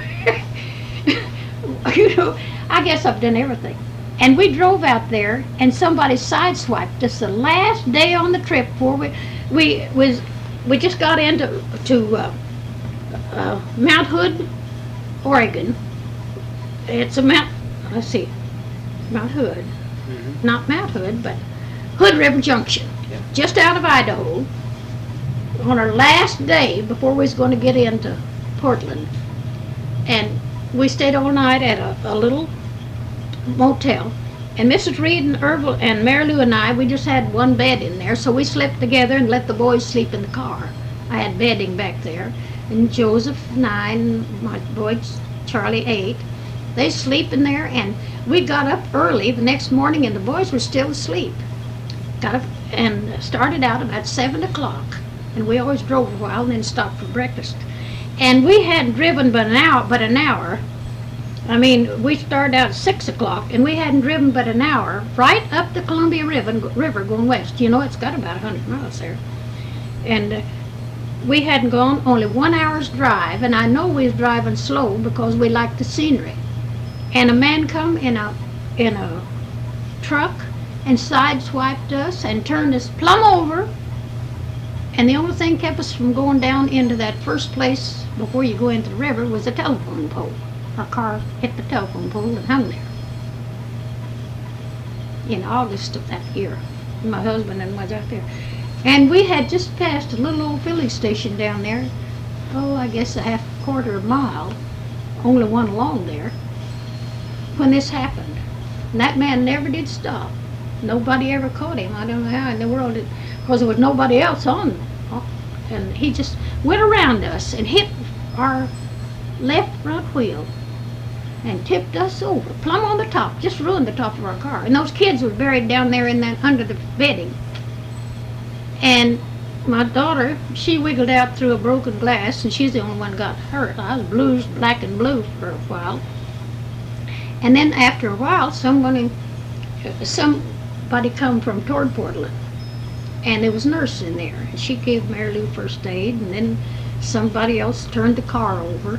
The whole thing was just smashed down, the top of it. Well, then they got a wrecker up there, or somebody pulled us back down there, And then we called from there into Forest Grove, 30 mile out west of Portland, where our husbands were working. And they borrowed a little Model T Ford from the man that Bob was working for, the dairyman. He loaned them a car, and they come to get us. And Mr. Reed and his wife and their boy rode back in that little Model T. And my husband and the men down there at that little station, they wired the top up some way, best they could. And he took us on in, and you have to go up two of the most treacherous, winding roads to get out of that. Up to Crown Point was one of them, and then farther on you went up another one. When you looked down, you saw cars looking about that big. And I've been over there since, and up there on Crown Point, and looked down there, and I thought, well, I remember when I come up there, and I didn't think our old car, I was afraid it was something matter with it, and it might never make it. That's experience going out west. We stayed a year out there and come back and went to work in the oil field. What kind of items did you take on the trip to California? What did you pack up and take with you? We took our bedding and just enough dishes. This was to Oregon. Just enough for what you call light housekeeping and clothes. But that's all. We had 1928. What year was that? You went to Oregon? We went out there in 31, and wait just a minute now. We went out there in 31 and came back in 32. We went out there in 32, came back in 33, and I wrote that poem in 34. 31. What exactly did you do in the fields out there? Oh, my husband was lucky. He got to be a supervisor.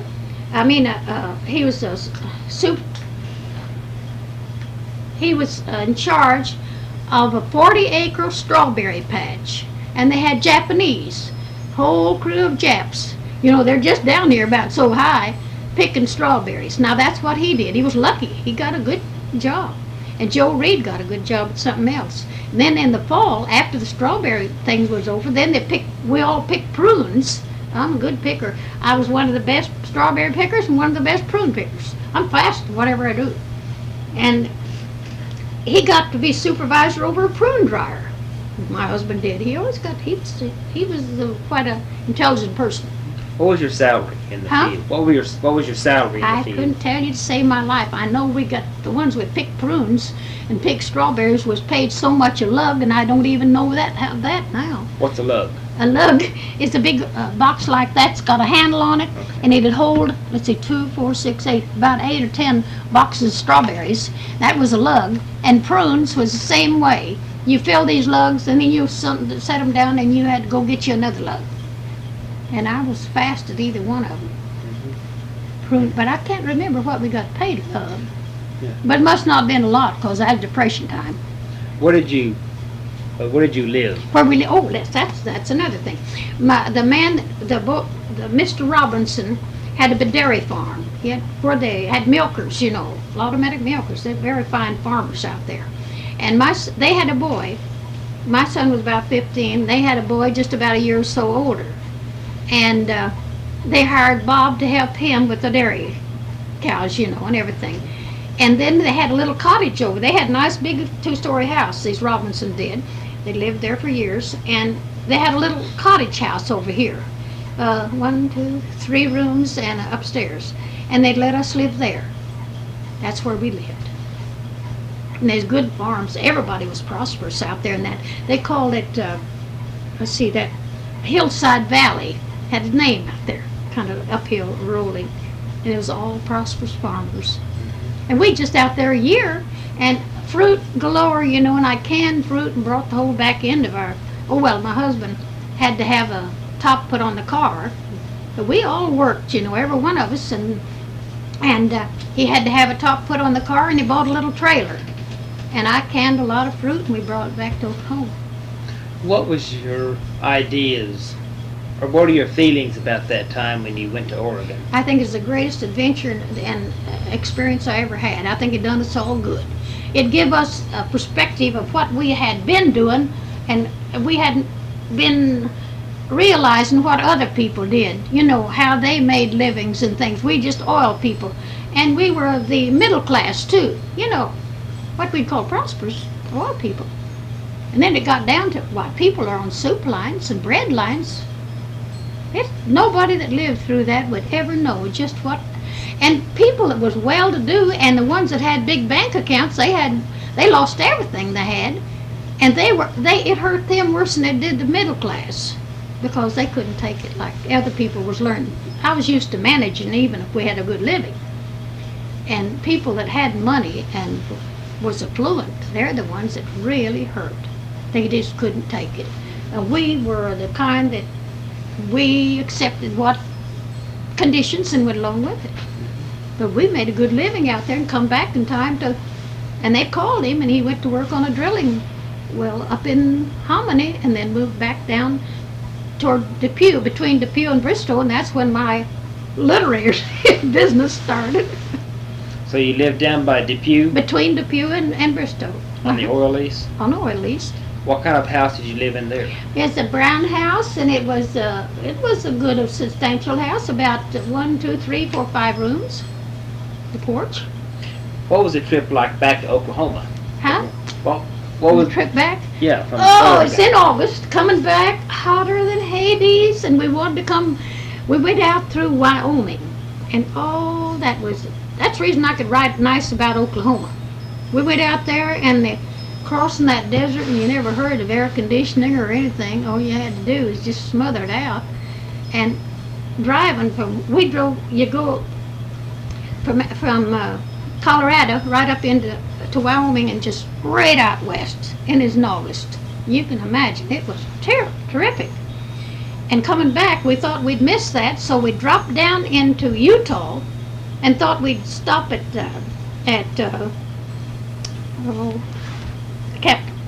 Salt Lake City. Yeah, Salt Lake City. We thought we'd stop there. We'd never been to Salt Lake City. On our way back, and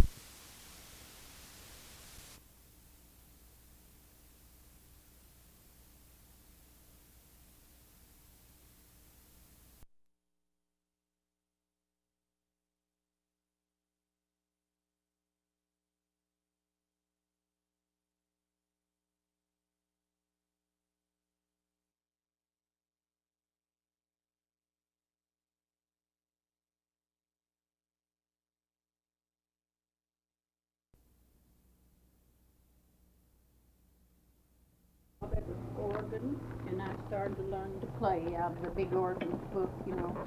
And I never had a lesson now. And that people that see my music that I wrote on that manuscript paper, right from Jenkins Music Company, they don't believe it. They say, well, you surely had instruction.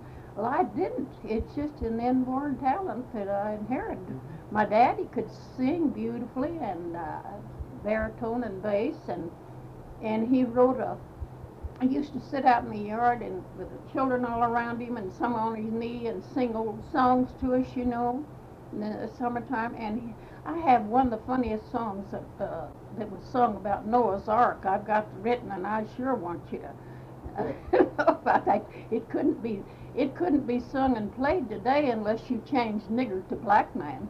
Yeah. Because the word nigger wound up with a banjo and a nigger at on Noah's Ark. Did you write it?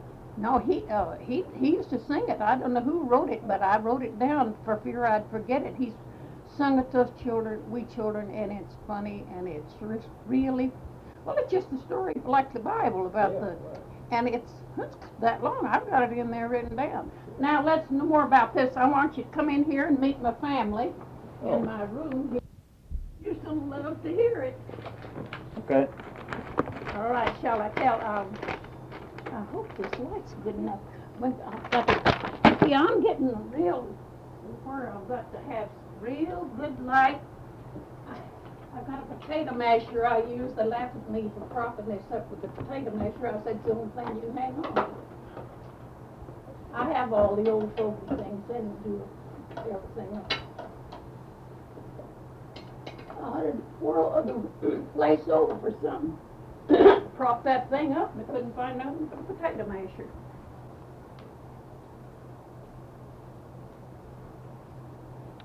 Okay, let me see. Get over here now where I can read it. I'd rather do a trial run first. Do you reckon I better? Oh, go ahead.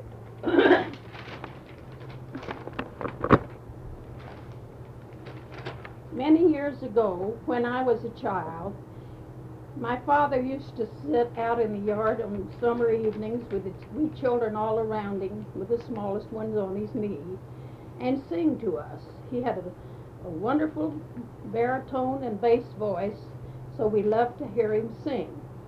He would sing church hymns, old hymns of all kind, and then we had one he called Noah's Ark. And he would sing it to us, and we all thought it was funny and enjoyed it very much.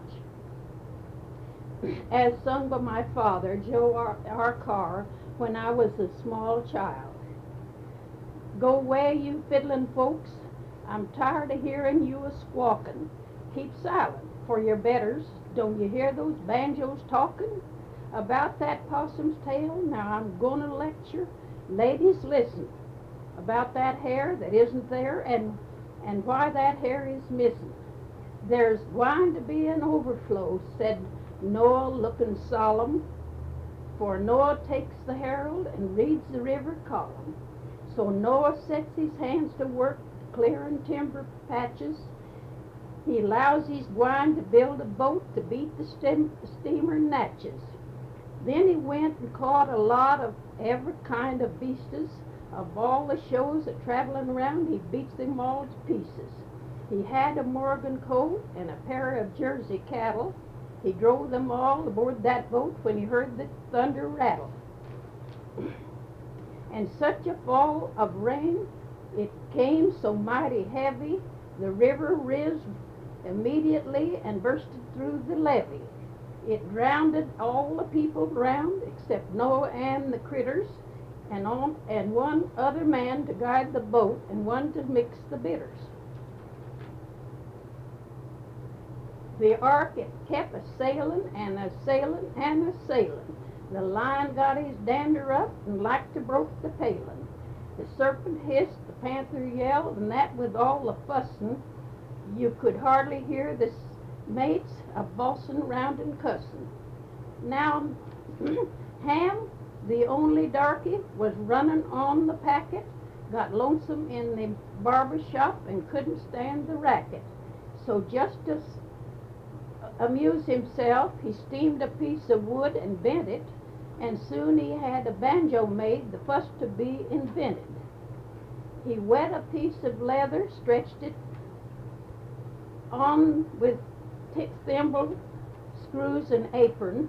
He fitted on a proper rack, 'twas very long and tapered. He got some tin and twisted him a thimble for to ring it.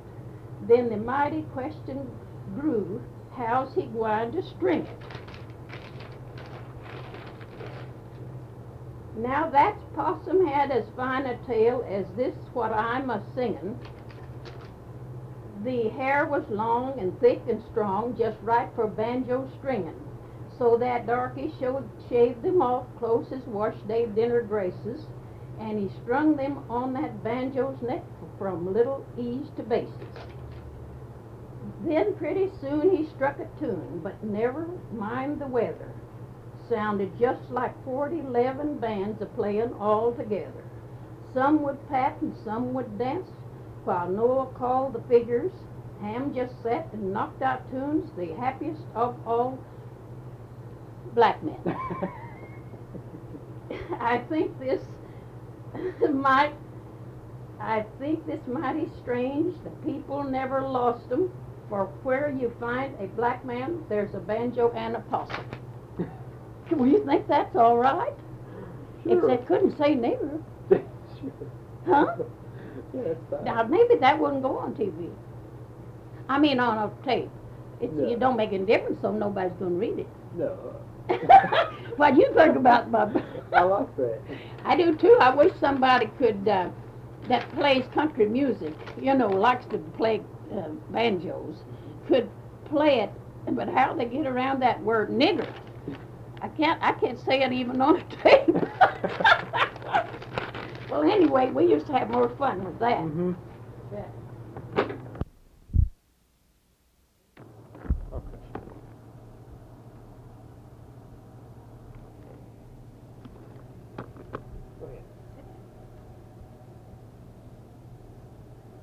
When we children lived on a farm, there was a small creek running down back of the house, and my little brother, 2 years younger than I, he was about 5 and I 7. We used to love to wade in the brook, and after the spring rain, walking footlogs across the creek was lots of fun.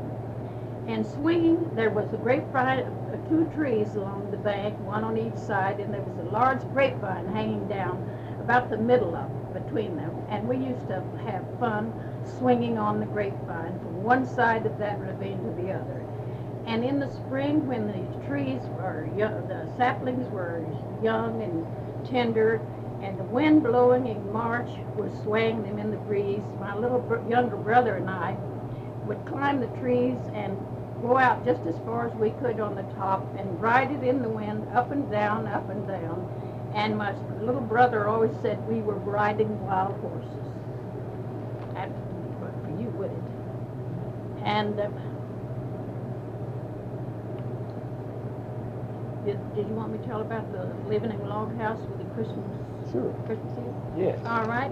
At that time, we were living in a log house with a big fireplace, and it had an upstairs bedroom, which we children most were asleep where we slept. And the evening before Christmas, we were sitting around the fireplace and enjoying ourselves when my father said, "If you don't go to bed pretty soon, Santa Claus won't come." And we didn't notice him leaving the room, and pretty soon we heard sleigh bells. And my, how we did break and run up that stairway and pile into bed. I don't know whether we got ready very well or not. And later on, we laid there wide awake, a-giggling and a-talking. And the next day, of course, we got up early. Our parents always hated for us to get up so early, but we couldn't wait to get down to see what's in our stockings over the far across the mantle. Everyone had a stocking, and it was our old black stockings too in those days. And that usually what the things we got was an orange and an apple and some nuts and some hard candy and one small toy that would fit in the stocking with those things. And that was our Christmas. What year was that? Huh? What year was that? Let's see. Well, I was 6, 7, and I born 10 years old, 9 years old then. It's the year before my daughter, my sister was born. That was 1906. 1906.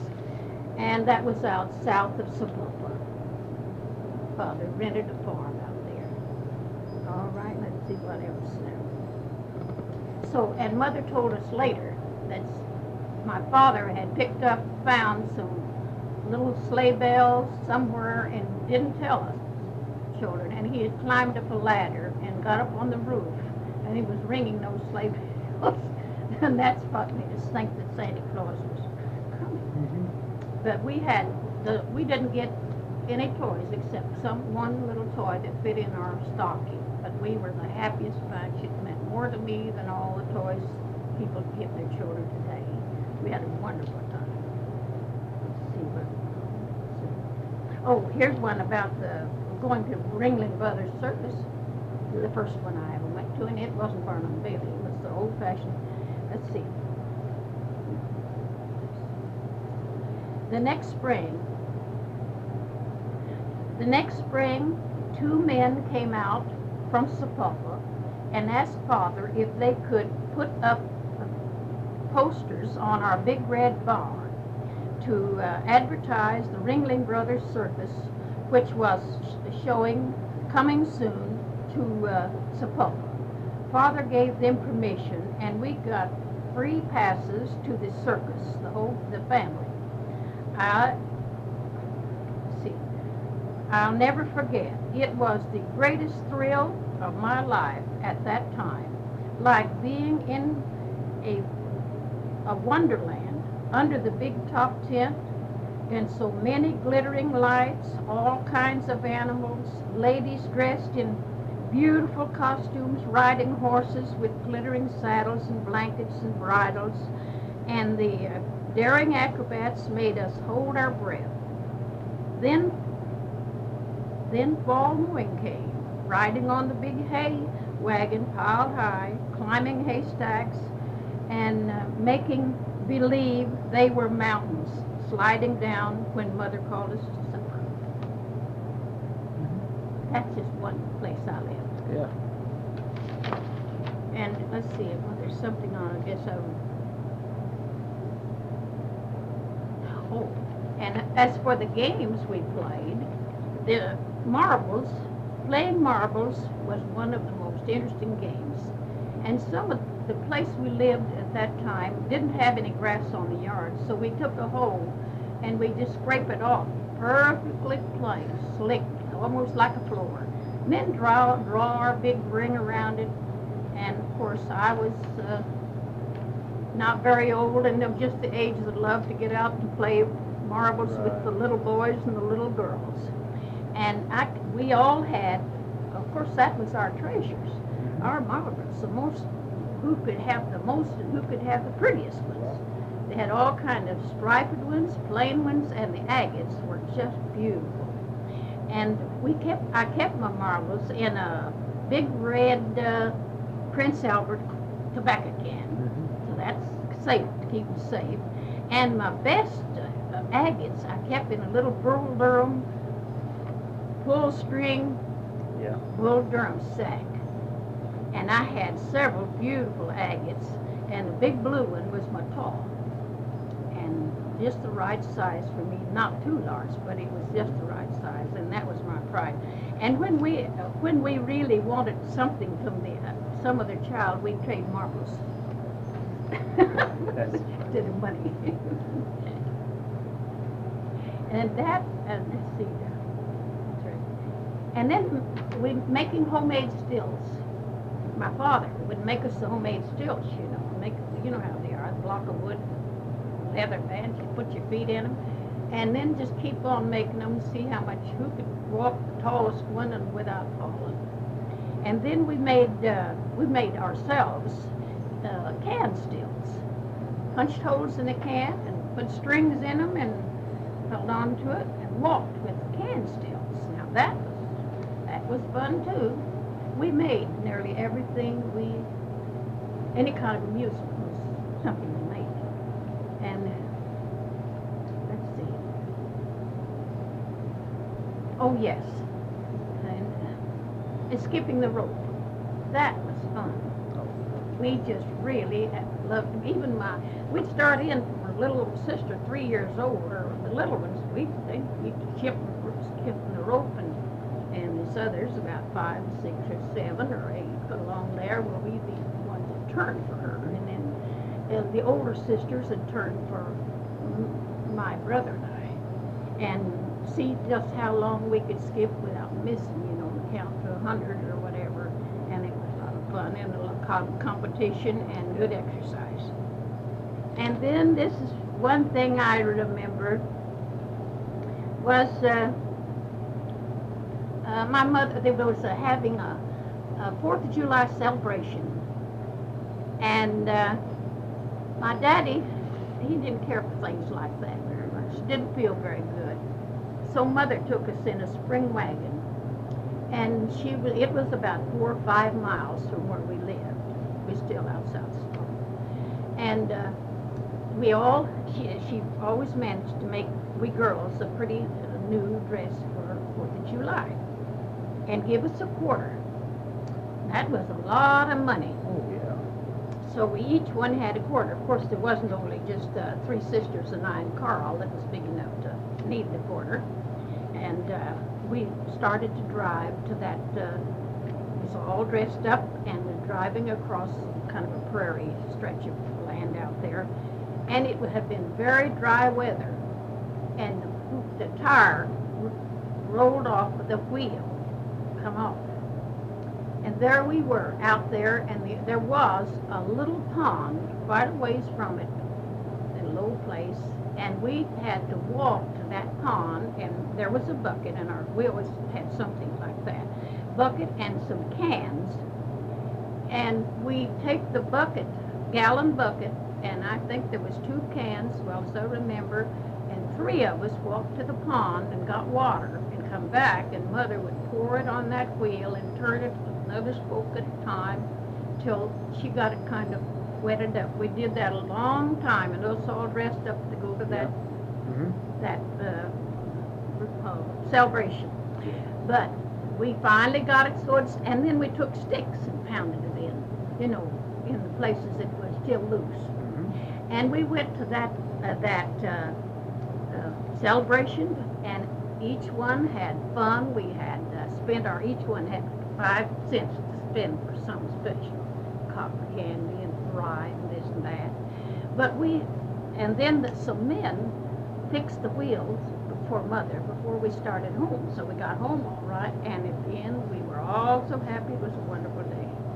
Good. Now that's enough of that. Yes. There's names and jotted them down and run across them in some of this mess the other night. And these families live in that Indian Territory land over that pot country. There's part of the Bells, Bess, Baker, Cole, Johnson, Mitchell, Moore, Spicer, Pounder, Stoneman, Zickafoos, and Evans. And I'll bet you all these names, everybody, I bet there's not one of them living, because that's the old timers that folks did. But I bet their records right up in Colony in the courthouse. But they all homesteaded in that area, those Every families? one of these was in that area. Huh. And those names are just as plain to me today. I never forget any of that, but I could lose something here in the house and never find it. But anyway, it says some call the Basin Country, Indian Territory. The mail was brought in Peacestown twice a week. I got that in there about my the stagecoach bringing it in, and it's in the story. And extra fly covers over when we lived in the tent. Well, that was just things I jotted down, and so was this things about I remembered, But now these things were jotted down.